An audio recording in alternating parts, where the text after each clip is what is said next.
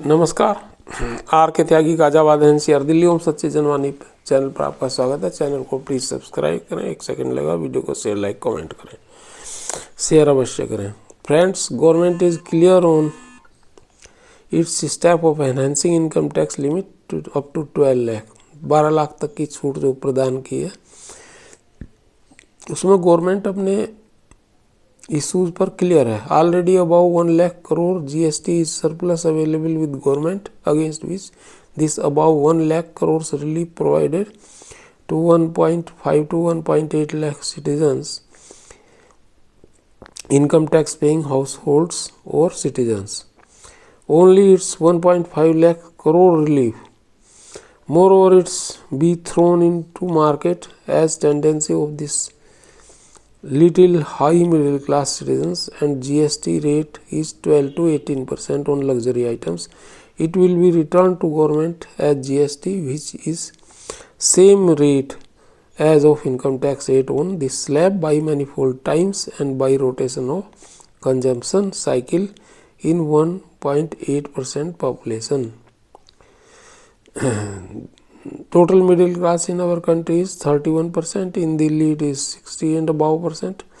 Moreover, it may fetch 6 to 10% votes to BJP ruling party in Delhi or more, and 2 to 4, 5% votes nationwide by this step. It's a big strategy. 20,000 to 30,000 additional votes in Lok Sabha constituency, each constituency, and 4 to 8,000 in assembly election each constituency, and double in Delhi of it. But government don't see retired bankers as middle class and vote bank to them, though retired bankers are vote banks to ruling party BJP. Hence, fourth government don't work for us, despite we reminded government many times this.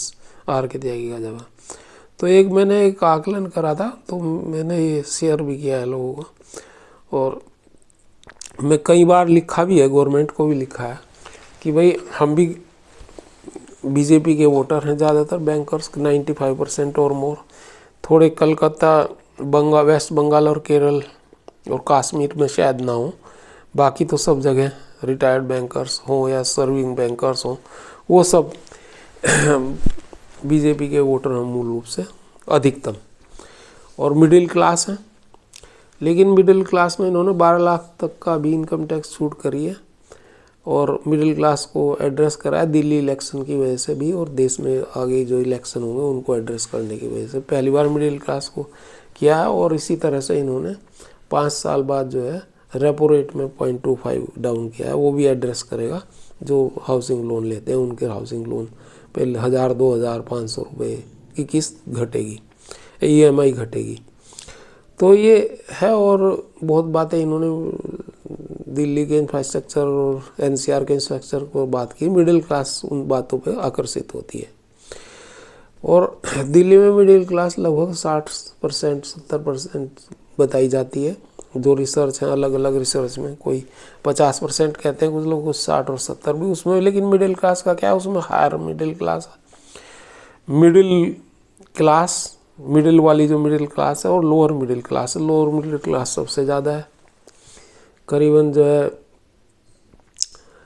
Middle class अपने आप में 30%, 28-30% है, और 40% के करीब lower middle class है, और upper middle class 1-2%, 3% होगी। तो ये आंकड़े हैं, तो इसको लेकर के इन्होंने एड्रेस करा। और ये जो इन्होंने किया है 12 लाख तक का इनकम टैक्स में छूट, तो वो इस स्लैब पर 10 से 15% की छूट है।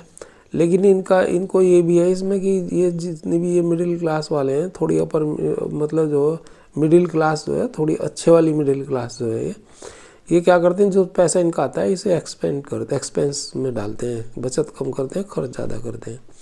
तो जो खर्चा होगा उसमें GST 12 से 18% अधिकतर चीज़ों पर है इस तरह की, तो उसमें खर्च हो जाएगा, और वो खर्च होगा तो फिर वो लौट करके आ जाएगा गवर्नमेंट के पास GST के रूप में, और वो बार बार खर्च होगा, बार बार वो वापस आएगा।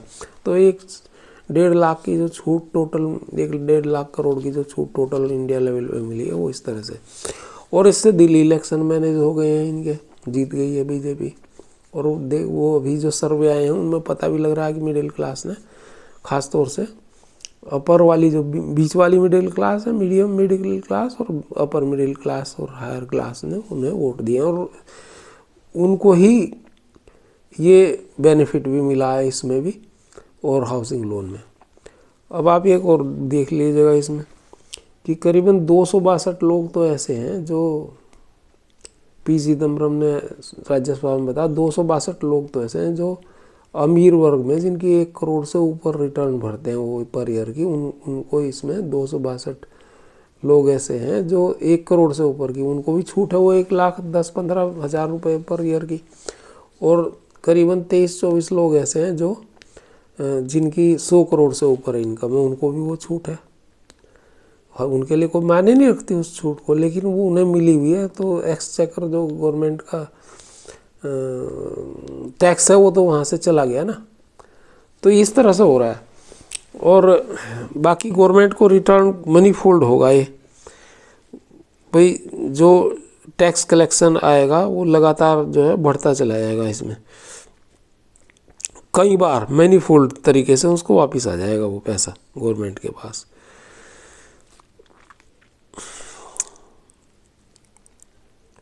एक मेरे पास मैसेज था, ये मिस्टर एस गणपति एक्टिविस्ट हैं, इनका ये भी मैं आपको पढ़ देता हूँ इसी में।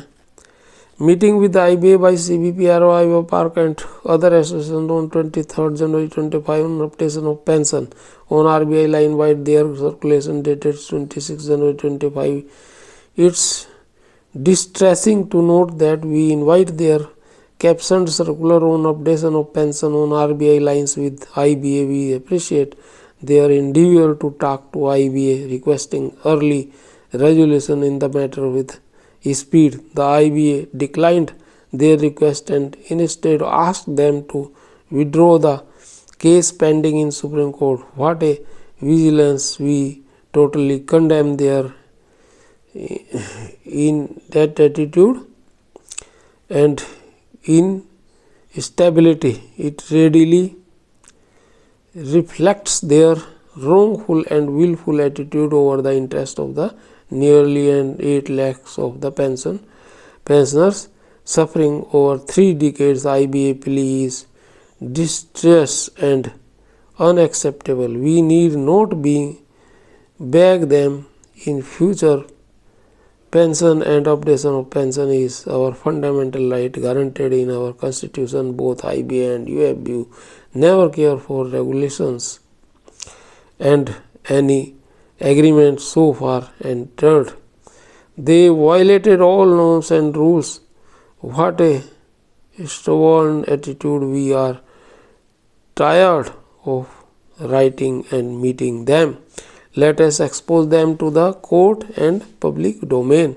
As decided by CBPRO, it is imperative that we have to go for better struggle, dharna, etc. all over India immediately to drive home the attention of DFS with full energy and spirits. Let us not die down. Let us muster support from other associations also in winning the battle, bitter struggle against injustice, meted out to 8 lakh pensioners, unity, long life, let us fight. Let us fight until we succeed. Let us fight. S Ganpati activist, pension activist हैं, इन्होंने लिखा है। तो मैंने आपको इनका message दिया है।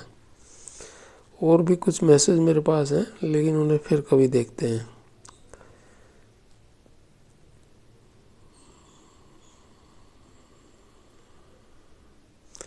एक ये इन्होंने मेरे पास भेजा है, ये भी ले लो आप। एक इसमें एक ऐतिहासिक फैसला, सुप्रीम कोर्ट ने सरकारी कर्मचारियों की कमिटेड पेंशन की वसूली अवधि में किया बदलाव, बड़ा लाभ उन सरकारी कर्मचारियों के लिए अच्छी खबर जिन्होंने अपने पेंशन का कम्यूटेशन किया और वसूली 15 वर्ष 180 महीने थी, अब अवधि घटाकर 10 वर्ष 8 महीने 128 महीने कर दी गई है। CWP नंबर 2490 और 8222/2024 में दिए गए ऐतिहासिक निर्णय से केंद्र सरकार कर्मचारी और परिवार को बड़ा लाभ मिलेगा। कॉम्यूटेड पेंशन की वसूली अवधि का इतिहास।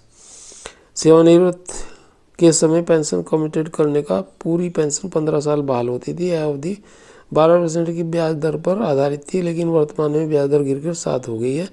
सेवानिवृत्त सचिव जिंदल के कम्यूटेड पेंशन की वसूली के बाकी 10 वर्ष, ये पुराना निर्णय है।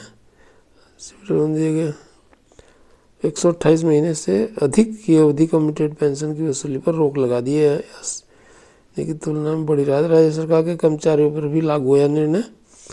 अब ये इन्होंने दिया है, लेकिन हमें पता नहीं ये इसमें ये बात, इसकी ऑथेंटिसिटी नहीं हम कर सकते। इसको जो है हमने आपको बता जरूर दिया, लेकिन इससे ये ना माने कि भाई ये ठीक है या गलत है। धन्यवाद साथियों। भारत माता की जय। वंदे मातरम।